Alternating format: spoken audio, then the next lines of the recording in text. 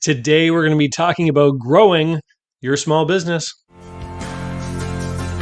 I'm David C. Barnett, and you're tuned in to Small Business and Deal Making, the podcast, YouTube channel, and blog where I talk about buying, selling, financing, and managing small and medium-sized businesses while controlling risk. So if you're looking to take control of your future through buying a business one day, or if you already own a business and you're looking to grow or exit, you've come to the right place.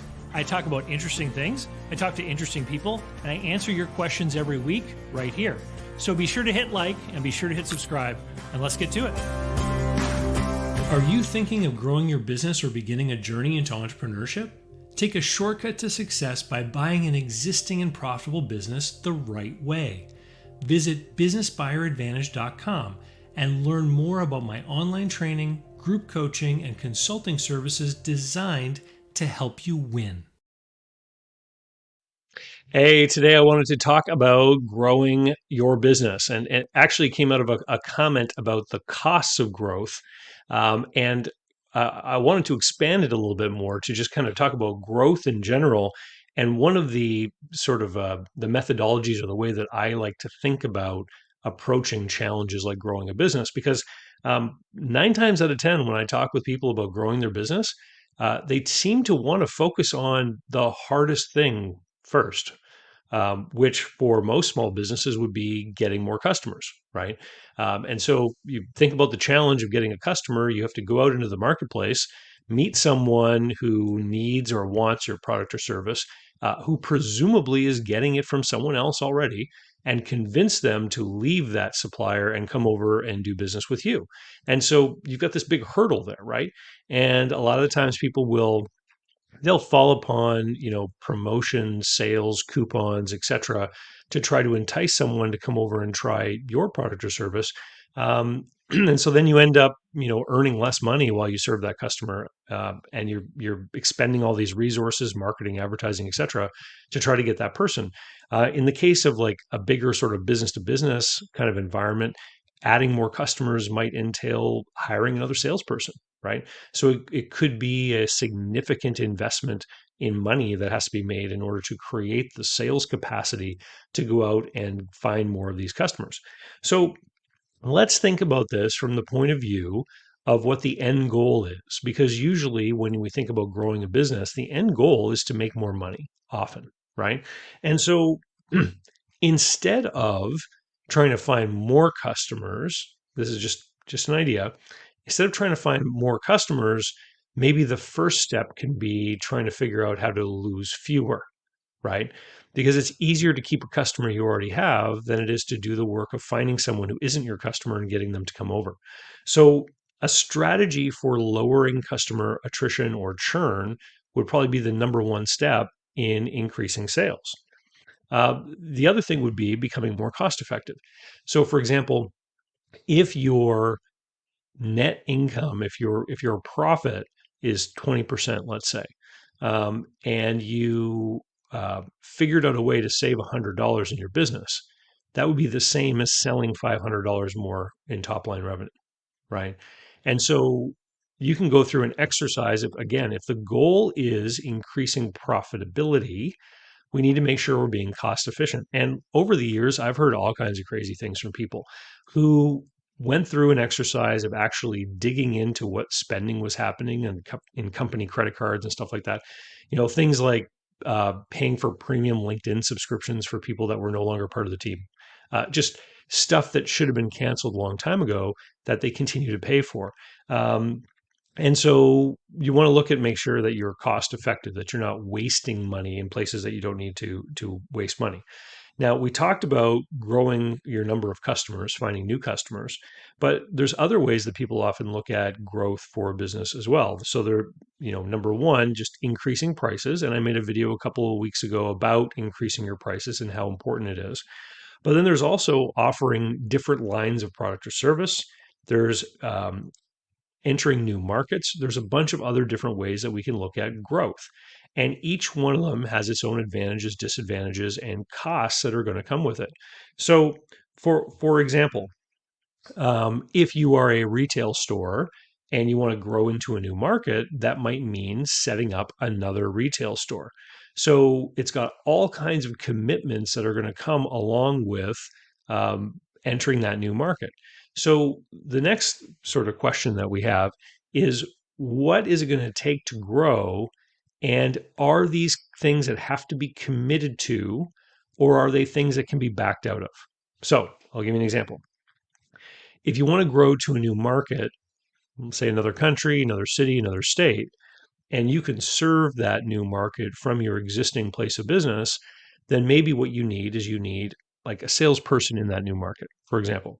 Well, a salesperson can be hired and you pay them based on time, right? Every 2 weeks you run payroll, you pay that person. So you could have that person, calling on prospective customers in that new market. They can, meet people, they can make presentations, et cetera. They can try to make sales. And every time they make a sale, you then ship to the customer, right? So if it turns out that this strategy is not viable, if the added transportation costs, for example, mean that you can't be price competitive, or if it turns out that the established competitors in that market are really firmly entrenched and you're just having a really hard time dislodging them and getting customers to come over to your side, well, you can end the employment of that salesperson relatively easily, right? Now, there's going to be different employment standards with respect to severance and all that kind of stuff. But you may have bought them a computer and you've paid their salary for a few months. You've tried the strategy. And if it doesn't work, you can kind of undo it. If you compare that with opening a retail store in another city, maybe you had to sign a multi year lease. Maybe you had to invest a significant amount of money in inventory for that store. There could be a much higher hurdle that has to be jumped as far as money put down to invest than than just some other alternative. So I always ask the question, what's it going to cost in order to do this growth, and are there any alternatives? Is there another way around it? So that leads to the question about capacity, right? So do you have the ability to actually serve more people? Will you need to add labor? Will you need to add machinery? Will you have to make investments in more components and more inventory? Will you have to have a higher work in progress? What is your cash conversion cycle? Do you offer people like 30 days to pay? And so if you increase your sales dramatically, are you going to have to put out money for labor, materials, work in progress, et cetera, before you start to then collect money from these added sales that you're going to make? Most people don't think about the fact that if you grow sales and you offer your customers terms, you are going to have to actually invest in accounts receivable. Your AR is going to grow on your balance sheet. And if you've got bills that have to be paid more immediately, like labor, employees want to be paid weekly or every second week, then you're going to have to find the money to pay the labor before those increased sales actually come back to you in the form of checks from your customers paying their bills. There's the whole question of organic versus inorganic growth. So on this channel, we talk about small business and we talk about buying and selling businesses. So inorganic growth would be the acquisition. So in the example I gave earlier about growing to a new market, if you are going to set up another location and all of the burdens that come with that, signing a lease, inventory, etc., you can pretty quickly see the advantages of buying a similar business in that new market versus opening up your own greenfield location, because you will already know for certain that the bills are going to be paid in that new location because they're being paid today, right? And so this is why someone might choose to do an inorganic or acquisition expansion to get into a new market, because it just de-risks the whole thing, right? You don't end up worrying that you've signed a 5-year lease and the business will never be able to make any money and it'll just become a net drain on your mothership location, where you're from. Organic growth, obviously, has the perception of being cheaper because you think, well, I don't have to write this big check. I don't have to take on this big burdensome debt. I can just incrementally grow. So the question then is there a way to kind of marry the best of both worlds?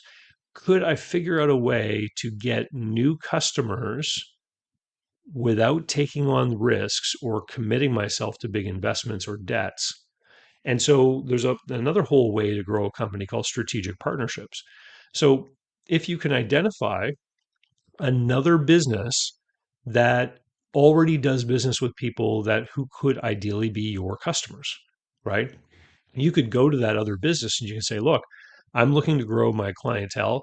You serve people that, and we're not competitors, but you serve people that are usually the kind of people that are my customers.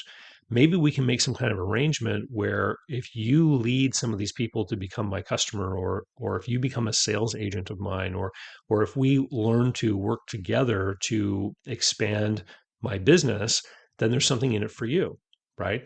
And so it's a way of trying to be synergistic. And there are all kinds of examples of this happening. Sometimes you might get an offer from like your credit card company promoting, save extra if you go to this particular store. That's an example of a joint venture. Another example of a joint venture that I saw just the other day, I went to a local microbrewery, and on the tables, they had QR codes for placing orders at a local pizzeria, right? So that pizzeria is trying to sell more pizza and they're coming over to deliver it to the microbrewery, which doesn't sell food. Now, I don't know what the arrangement is between the two companies, but that's an example of a strategic joint venture. The the microbrewery knows that people may want to have food and they're helping the local pizzeria sell more pizza. There's probably some kind of compensation behind that deal, um, and maybe it's just some in-kind services, right? Some pizzas being delivered for free or something to the staff party. I don't know, but get your mind thinking about this. Think, what would it take? What would the investment be for me to be able to have this growth that I want to achieve? Now, is there a creative, resourceful way for me to achieve the same results without making the investment? Now, let's say there is no other way to achieve the growth without making the investment. How then should you start thinking about these investments? Well, I think you need to think about it within the context of the risk of small and medium sized businesses. So, we talk a lot about how businesses are valued, right? And how small businesses sell for a relatively low multiple of cash flow because of the risks associated with them. So, does it not then make sense that you should be looking at investments within your own business within the lens that a buyer might look at your business for potential acquisition? So, if you have a very small business, businesses typically trade for like 2.5 times sellers' discretionary earnings. If you convert that to a percentage, you're talking about a 40% ROI, which means that if you're going to invest $100,000 in some kind of growth strategy, you have to be pretty certain that the growth strategy is going to net out a $40,000 additional profit for your business. So that if a buyer came along, let's say something happened and you wanted to sell your business in 2 years' time, that investment becomes justified by the fact that your cash flow has increased. And the buyer is now willing to pay a higher price for your business because of that investment, because the value of the investment has been recognized in the cash flow, right? And so this is a great lens to put on when you're looking at these investments. And I find that so many small business people don't take this approach because they don't really look at their own reinvestment in the business through the same kind of lens that people look at the acquisition of a business. And really, it's the same thing.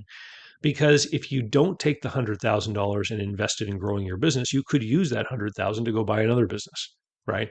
So in the world of finance, it's all about asset allocation. Where am I going to put this capital for the best yield, the best return on investment? And so, by understanding the kind of return that you need to get out of investing in your own business, it's going to help you make better decisions instead of just chasing sales. So, the trap that a lot of business people will fall into is they'll say, I want to grow my business, I want to have more. They'll just start chasing more sales. They don't really think about all the other back end stuff that has to go into the delivery to the new customers, or what it's going to take to keep the customers, or even if it will be worthwhile to do. So, great example of this would be if you have a business and you grow to the point where you now have to start adding middle management elements. So let's say the owner of the business directly supervises a couple of teams of employees that do work for the customers, and now you've grown, so there's so many teams of employees, you need someone else to come and join to become a supervisor. This is often described like a staircase, right? So we're going to grow, grow, grow. Then we have to add that supervisor, and that supervisor is going to cost us 80 or $100,000 a year. And now, all of the increased profit that we've just had through the growth is lost to this new person's salary. And then furthermore, we need to keep growing at the same rate, for another year to kind of make up that supervisor's salary before we become net positive again. And these are the growing pains that a lot of businesses will go through. And so you're either going to make the commitment to a long-term growth strategy that is going to allow you to grow this bigger and bigger and bigger business. And there's people out there who do this. Or you're going to hit the pause button and you're going to say, wait a minute, I can, invest more and more money into this growth strategy, which contains unknowns. We never know what the future holds. But I've got to be committed to this for a long period of time in order to make sure that I will one day see or have a good chance of seeing the fruits of these investment efforts. Or I'm just going to stay at my current size and just focus on keeping the customers I have, making sure I'm cost effective, making sure I'm not wasting money anywhere. I'm going to maximize profit without growth, and I'm going to take profits out of the business maybe and put them into something else. And it's not, at where I see this as small business owners taking profits out and putting it into things like real estate investments or stock market portfolios or other kinds of asset classes.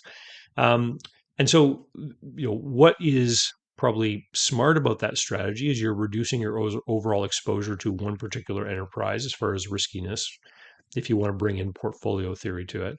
But really, it's about you and what you want, right? And what you envision for yourself. So, are you at the point in your life where you're looking to become more ambitious? Are you looking to do more, to achieve more?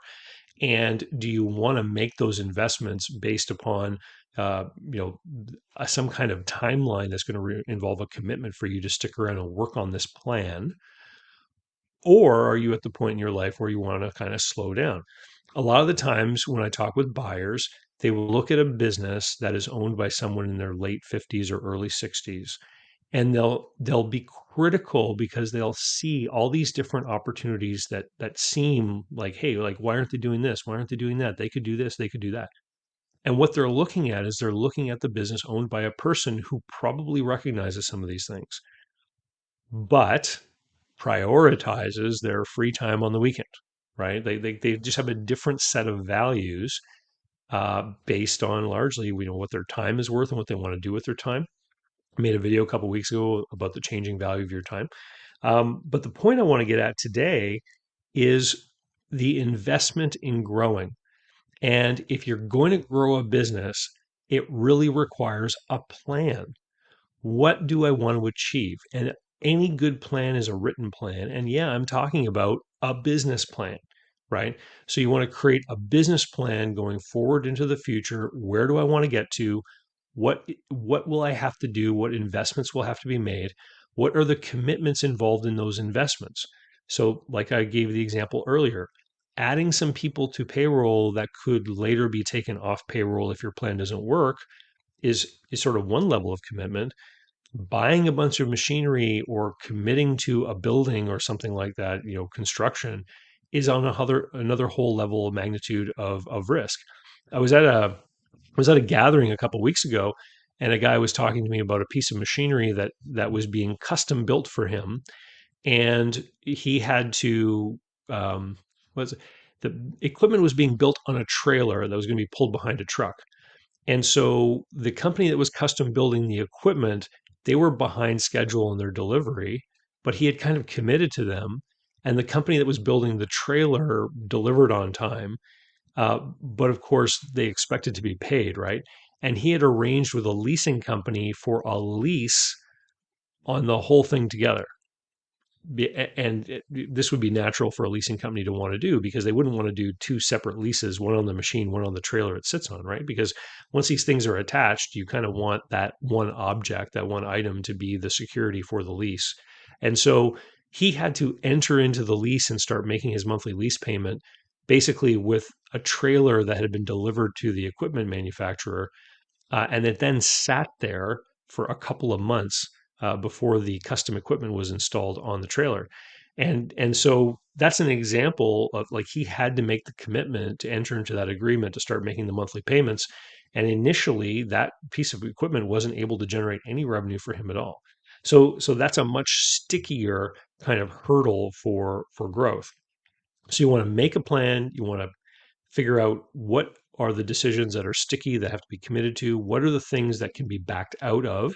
And this, of course, is going to probably influence how willing you are to get into these things. If it seems overwhelming when you start to think about all these different sort of concepts and ideas that I'm putting forward, it helps to put it all into a tool that can help you visualize things. And what I would recommend is that you head over to bizplanschool.com. And so this is where you can find my cash flow forecasting and business plan writing program. Watch the video there. It explains what I teach through that program. And it's basically a college course in how to build a cash flow forecast for a business from scratch, built entirely on your actual business, rather than plugging in numbers into a template which may not be properly foreseeing the actual circumstances of your business. And we start from the sales forecast and we work through every little detail until we actually get projected financial statements that could all go into a document that can be presented to a bank or investors or anyone like that. I use 5 different sample companies through the course of the program.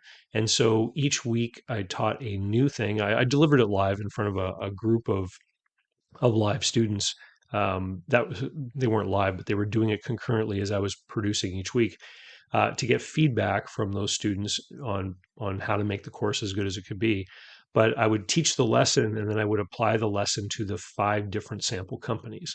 So a couple of them were startups, a couple of them were business acquisitions, and there were different businesses that had different kinds of models. So some of them were selling business to business and having receivables. Others were like a retail store, all different kinds of examples so that I could show you the different circumstances and the different things that have to be accounted for when you're actually looking at a plan going forward in the future.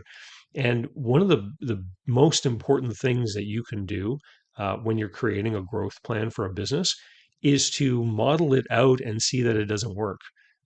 Because it's a heck of a lot cheaper to have a business fail in an Excel spreadsheet than it is to actually pursue, the actions and expenses related to doing the plan, only to later see that it doesn't work and it likely would not have ever worked.